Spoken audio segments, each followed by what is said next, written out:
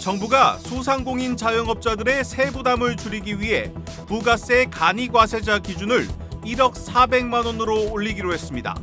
새 기준은 올해 7월부터 적용됩니다. 고금리 여파에 투자 수요가 줄면서 상업용 부동산 시장이 얼어붙고 있습니다. 핵심 요지에 있는 건물들까지 경매 시장에 등장하고 있습니다. 포스코 차기 회장에 장인화 전 포스코 사장이 내정됐습니다. 위기에 빠진 철강 사업을 되살리기 위해 정통 포스코맨을 선택했다는 평가가 나오고 있습니다. 애플이 삼성의 폴더블 폰처럼 접을 수 있는 아이폰을 개발 중인 것으로 알려졌습니다. 애플의 참전으로 폴더블 폰 시장이 뜨거워지고 있습니다.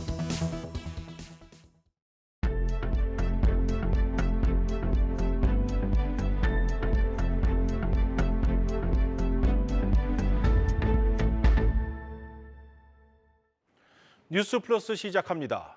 정부가 소상공인 자영업자들의 세금 부담을 줄여주기 위해 부가가치세 간이과세자 기준을 8천만 원에서 1억 400만 원으로 올리기로 했습니다. 이 세금을 4천억 원가량 깎아주는 효과가 있습니다.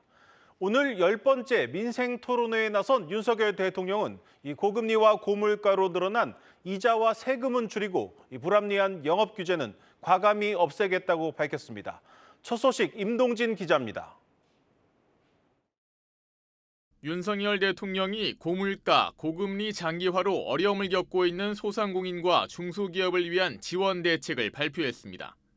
먼저 윤 대통령은 금융권과 협조해 자영업자와 소상공인 228만 명에게 1인당 평균 100만 원씩 총 2조 4천억 원의 이자를 환급해 주겠다고 약속했습니다.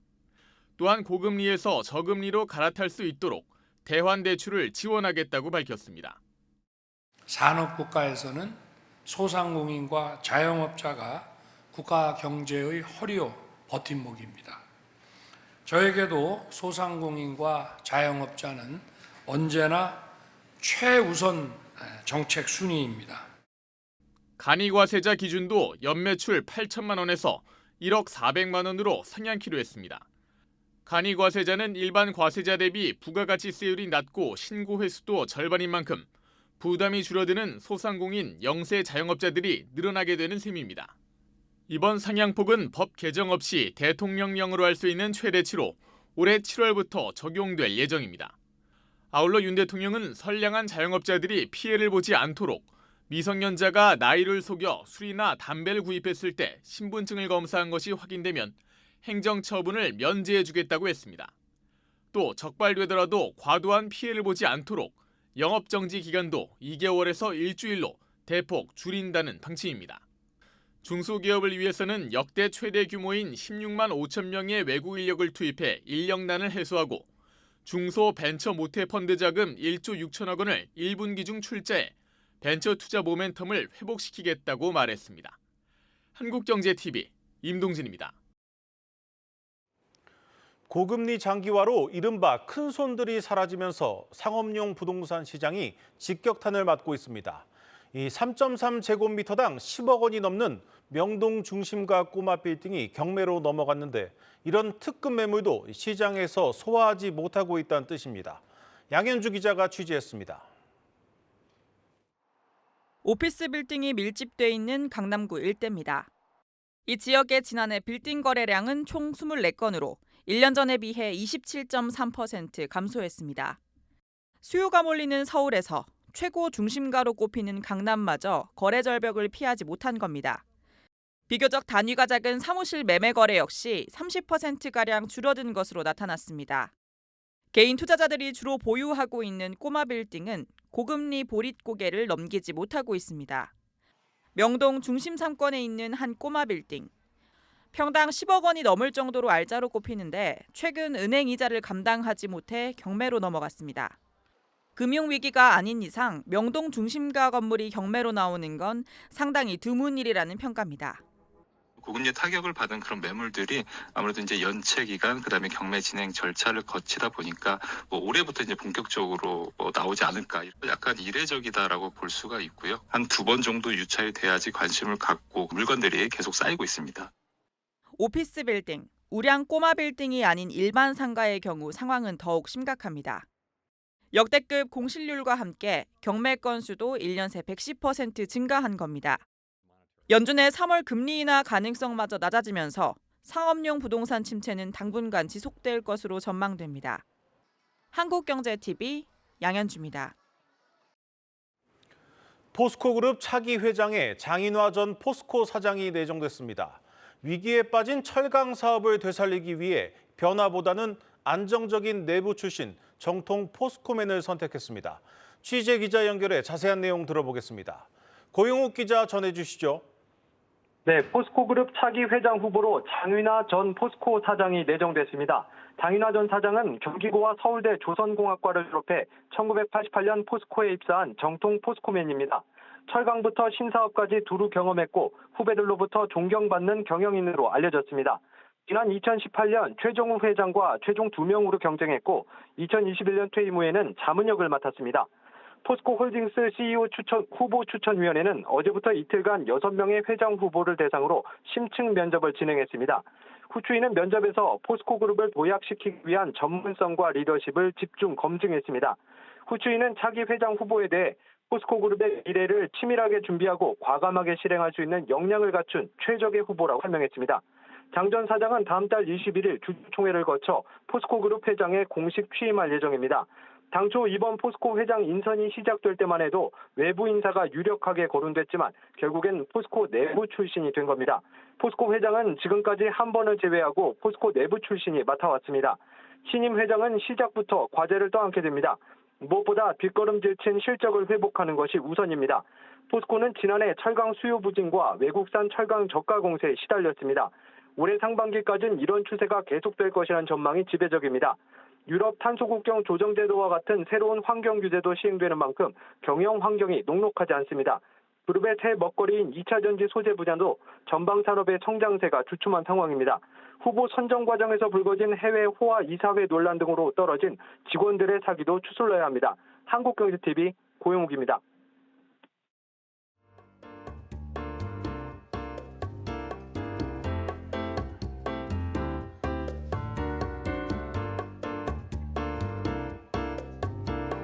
가격이죠. 너무 많이 올라가지고 정말 뭐 하나 사기가 막 무서워요.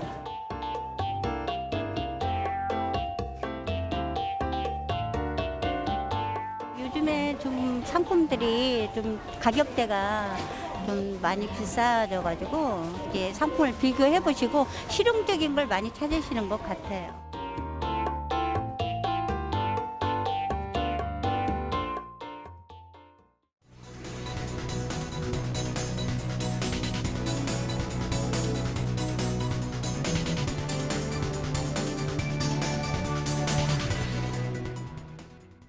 네, 마켓플러스입니다. 자, 새해 인사를 드린 게 엊그제 같은데 벌써 설 연휴가 다가왔습니다. 네, 그래서 준비했습니다. 오늘 첫 소식은 조금은 특별한 설 연휴를 보낼 수 있는 내용으로 준비했는데요. 자, 한 국내 자산운용사에서 설문조사를 진행했습니다. 자, 자녀들에게 근데 세뱃돈으로 현금보다 펀드를 주고 싶다는 응답이 3배 이상 많은 것으로 나타났습니다. 자, 그럼 왜 펀드로 주느냐? 바로 이 투자하는 습관을 만들어주기 위해서라는 응답이 가장 많았고요. 자, 경제 공부에 도움을 된다 이런 이유도 뒤를 잇따랐습니다. 네, 올해 설에는 이 특별한 세뱃돈 주고 싶은 분들 계시다면 다양한 방법이 있다는 점 참고하시기 바랍니다. 한편 또 이번 설 연휴 기간 동안 우리나라를 비롯해서 일본, 중국 증시는 휴장하는데요. 자, 미국과 유럽 증시는 여전히 열려 있죠. 자, 이 기간 동안 삼성, 한투, 메리츠 이런 증권사들은 해외 주식 거래를 지원하고요. 다양한 이벤트도 진행합니다. 네, 거래 금액에 따라서 주식은 물론이고요.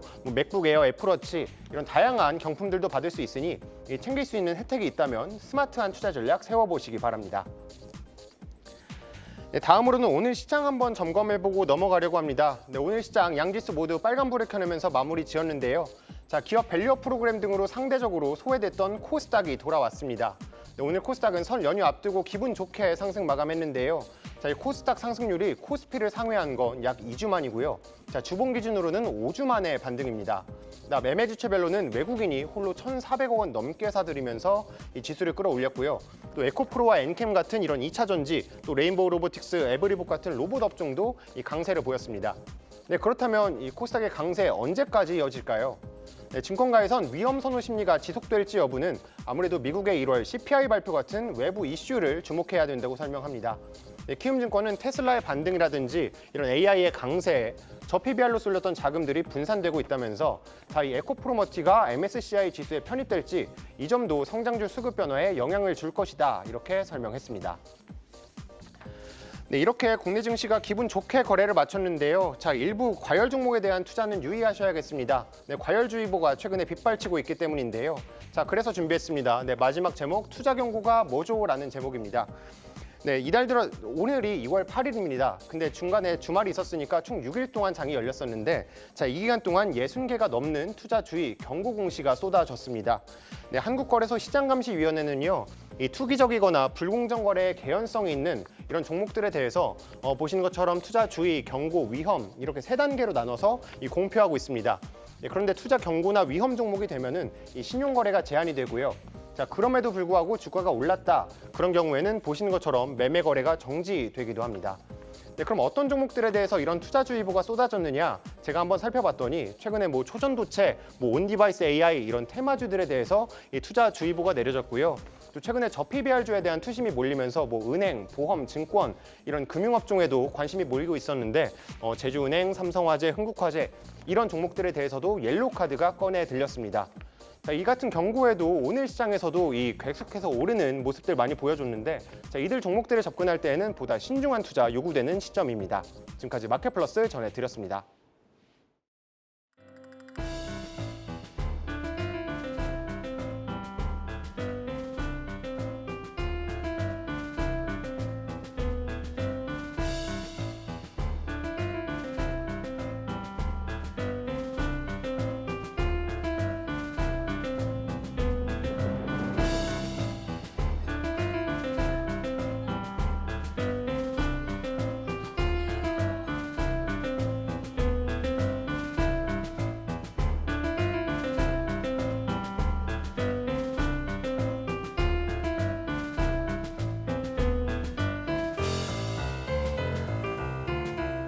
이 얘기는 너무 좋아. 원래 개사지가 강아지 사이즈가 아닌데 엄청나게 확대를 하면서 거의 거인국에 와 있는 것처럼 사진을 찍었거든요.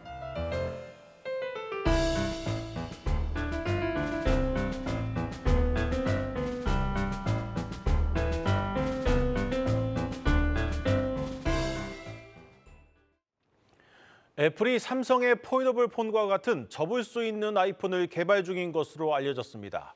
애플의 참전으로 이 폴더블 폰 시장의 경쟁이 더욱 뜨거워지고 있습니다. 박찬휘 기자입니다. 애플이 삼성전자의 Z 플립과 같은 조개 껍데기 모양의 폴더블 아이폰 개발에 착수했다는 외신 보도가 나왔습니다. 다만 폴더블 폰의 힌지 내구성과 화면 주름 등의 문제를 해결하지 못해 개발에 난항을 겪고 있는 것으로 알려졌습니다. 이에 따라 출시 시점은 빨라도 2026년 이후가 될 전망입니다. 그동안 아이폰 생산에만 집중했던 애플이 폴더블 폰 시장에 뛰어든 것은 중국 시장 매출 감소 때문입니다. 애플은 중국 내 스마트폰 시장 점유율을 화웨이에 빼앗기면서 중국 시장 매출이 전년 대비 13% 급락했습니다. 여기에 중국 시장 내 폴더블 폰 수요가 급증세를 보인 점도 이유로 꼽힙니다. You're seeing more consumers in China pick up foldable phones. They're advanced. They have better capabilities. What Apple does, keep up with the Joneses as far as what's popular and then add its own spin on it. 전 세계 폴더블 폰 판매량은 꾸준히 증가세를 기록 중입니다. 지난 2021년 900만 대에서 작년 1600만 대로 2배 가까이 급증했고 올해도 1900만 대 판매될 것으로 예상되고 있습니다. 시장 조사 업체 퓨처마켓 인사이트는 전 세계 폴더블 폰 시장 규모는 13조 7천억 원으로 전체 스마트폰 시장의 1.3%에 불과하지만 2033년 134조 5천억 원까지 성장할 것이라고 관측했습니다. 현재 폴더블 폰 시장은 1위 삼성전자를 중국 기업들이 추격하는 모양새인데 여기에 전 세계 스마트폰 1위 기업 애플이 뛰어든다면 업계 경쟁은 더욱 치열해질 전망입니다. 한국경제TV 박찬유입니다. 미국 주식시장의 결제일이 오는 5월 28일부터 이틀에서 하루로 단축됩니다. 테슬라 주식을 팔면 이틀 뒤가 아닌 바로 다음 날 입금이 되는 겁니다. 서학 개미들이 크게 늘어나면서 국내 증권사들도 발등에 불이 떨어졌습니다. 최민정 기자입니다. 미국 결제주기 단축 시행에 앞서 한국예탁결제원이 국내 증권사와 함께 이번 설 연휴부터 전산 자동화 테스트에 나서는 것으로 확인됐습니다. 예탁결제원 관계자는 미국 결제주기가 단축되면 토요일 등 한국 휴일에도 미국 쪽에 결제 지시를 전달해야 하는데 이번 설 연휴부터 수작업했던 작업을 자동화시켰고 내일부터 이를 시행한다고 설명했습니다. 자동화 프로그램 구축은 향후 결제주기 단축으로 발생되는 결제 불이행 등 투자 혼란을 막기 위한 선제 조치로 풀이됩니다. 미국 주식 거래를 취급하는 국내 증권사 24곳 모두 이번 자동화 프로그램에 참여하며 이외 다른 업무에 대해선 각사별로 논의 중인 상황입니다. 지난 2023년 2월 미국은 결제 위험 축소를 위해 결제 주기를 기존 2거래일에서 1거래일로 단축하기로 했습니다. 결제 주기를 단축해 증권시장의 안전성을 높이고 투자자들의 빠른 자금 회수를 돕겠다는 취지입니다.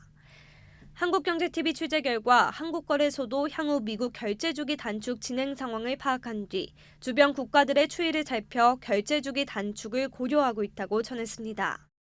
국내 주식시장과 미국 주식시장의 결제 주기가 달라 투자자들에게 혼란이 생길 수 있기 때문입니다. 미국 주식을 투자하는 분들이 굉장히 많아지고 있고 결제가 하루 앞으로 당겨지기 때문에 배당부터 해서 유상증자, 무상증자 등을 꼭 확인해야 합니다. 결제 주식이라고 하는 것은 결제한 것이 아니라 실질적으로 최종 결제가 돼야지 됩니다. 국내 주식시장의 경우 배당을 받기 위해선 배당 기준일 2거래일 전에 주식을 매수해야 배당을 지급받을 수 있지만 미국의 결제 주기가 1거래일로 변경되면 배당 기준일 하루 전에 주식을 매수해도 배당을 지급받을 수 있게 됩니다. 미국뿐 아니라 유럽도 결제 주기 단축을 검토 중인 가운데 글로벌 흐름에 맞춰 한국 역시 결제 주기가 단축될 가능성이 높아 보입니다. 한국경제TV 최민정입니다. 정부가 코리아 디스카운트 해소에 나서면서 그동안 성장주에 밀려 관심을 받지 못했던 가치주가 다시 주목을 받고 있습니다. 김동화 기자입니다. 2000년대 초반부터 2010년대 중반까지 선풍적인 관심을 모았던 가치주 펀드는 한동안 생존을 걱정해야 할 정도로 위기를 겪었습니다. 팬데믹 기간 증시 호황으로 투자 수익률이 일부 회복됐지만 투자자들의 관심이 성장주로만 쏠리면서 시련이 이어졌습니다. 이같이 투자자들의 무관심이 반영되며 실제로 가치주 펀드에서는 지난 5년간 6조 원 가까운 자금이 빠져나갔습니다. 하지만 정부가 코리아 디스카운트 해소를 위해 기업 가치를 높이는 기업 밸류업 프로그램을 꺼내들자 상황이 바뀔 조짐이 보이기 시작했습니다. 전문가들은 자본재 비중이 높은 국내 대형주의 특성상 기업 밸류업 프로그램이 가치주에 대한 관심을 높일 것으로 보고 있습니다. 구체적인 가이드라인과 기업의 호응 여부를 알 수는 없지만 성장주에 비해 상대적으로 이벤트가 부족했던 점을 감안하면 새로운 모멘텀이 될 수 있다는 겁니다. 가치주 펀드를 운영하는 펀드 매니저들 역시 가치주 재평가에 신호탄이 올랐다며 펀드 내 종목을 변경하면서 반등을 모색하고 있습니다. 고질적으로 할인율이 높았던 금융과 자동차 그리고 지주사 가운데 산업적 요인을 제외할 경우 프로그램의 수혜가 가장 클 것으로 예상되는 지주사 편입을 적극 검토하고 있습니다. 한 금융투자업계 관계자는 일본의 선례를 통해 확인한 외국인들이 최근 들어 한국 증시와 관련한 팔로우업을 하고 있고 애널리스트들을 통해서 관련 정보를 요청하는 건수가 늘었다며 자금 유입 가능성에 낙관적인 전망을 내놓기도 했습니다. 다만 일각에서는 가치주의 주가가 급등한 만큼 지금 투자에도 문제가 없겠냐는 지적도 나옵니다. 최근 들어 막연한 기대감에 저PBR 종목들이 무차별적으로 상승하는 상황. 전문가들은 발표 전후로 숨고르기 장세가 나타나고 주주 환원 움직임과 실적 흐름이 가시화되면서 기업별 옥석 가리기가 나타날 것으로 보고 있습니다. 이어 밸류업 프로그램이 제대로 증시에 반영되고 기업의 움직임과 함께 투자금의 흐름에 변화가 나타나기까지는 장시간이 걸리는 만큼 100m 단거리가 아닌 마라톤을 하는 마음으로 투자에 접근해야 한다고 말합니다. 그리고 모처럼 찾아온 코리아 디스카운트 해소 기회가 단기 테마로 그치지 않으려면 정부와 기관 투자자의 역할이 중요하다고 강조합니다. 정부의 밸류업 프로그램이 국가 차원의 행동주의 움직임이라고 생각을 하거든요. 정부 쪽 입장에서는 이거를 얼마나 좀 강제성을 가지고 끌어갈 수 있는지, 그런 부분들이 좀 관건이 될 것 같고요. 근데 일본과 한국의 차이점은 개인 투자자의 비중인 것 같습니다. 근데 아무래도 개인 투자자는 연기금이나 아니면 기관 투자자 대비해서 투자 시계가 좀 짧은 편입니다. 이쪽으로 자금이 이동이 될 수 있도록 금융세제 지원을 확대를 한다든가 약간 그런 정책들도 필요할 것 같습니다. 기나긴 터널 끝에서 한 줄기 불빛을 본 가치주 펀드가 수익률 개선과 함께 명예 회복에 나설 수 있을지 주목됩니다. 한국경제TV 김동아입니다. 이복현 금융감독원장이 보험 사기와의 전쟁을 선포하면서 이제 보험사들도 보험 사기를 적발하는 전담 조직을 만들고 있습니다. 하지만 보험금 받기가 까다로워질 것이란 우려도 있습니다. 장슬기 기자입니다. 보험 설계사가 치아보험 가입자에게 치과를 소개해주고 공범인 치과 상담실장이 가입자의 서류를 조작해 과도한 치아보험금을 받게 합니다. 가입자가 받은 보험금의 일부는 설계사나 상담실장의 리베이트로 돌아갑니다. 최근 한 보험사의 보험 사기 조사단이 적발한 2억 6천만 원 규모의 치아보험 사기입니다. 저희 자체적으로 운영하고 있는 보험 사기 인지 시스템이 있습니다. 여기서 일단 첫 번째 인지가 됐고요. 다양한 분석 기법을 통해서 특정 병원에 동일한 사고가 빈번하게 발생하는 걸 알게 되었고요.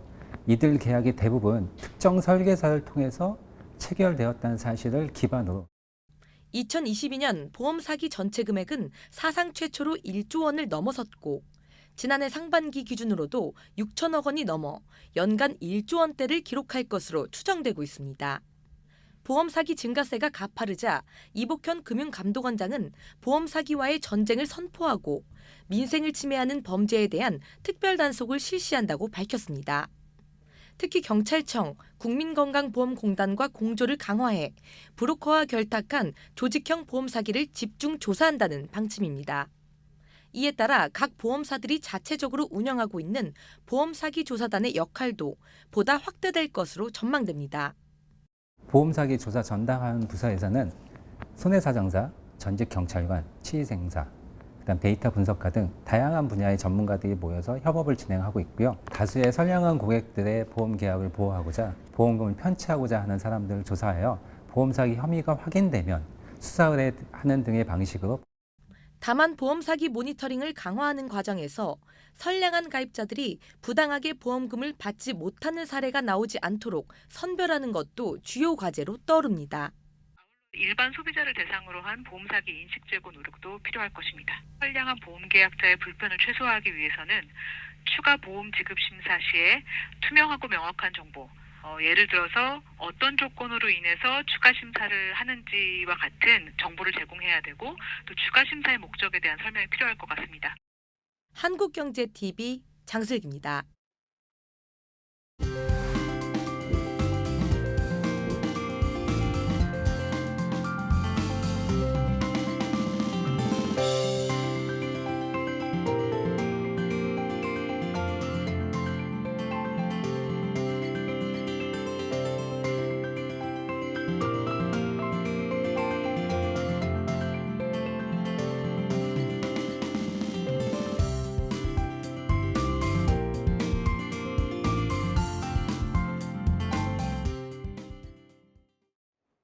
오늘 준비한 뉴스 플러스는 여기까지입니다. 즐거운 설 연휴 보내시길 바랍니다. 고맙습니다.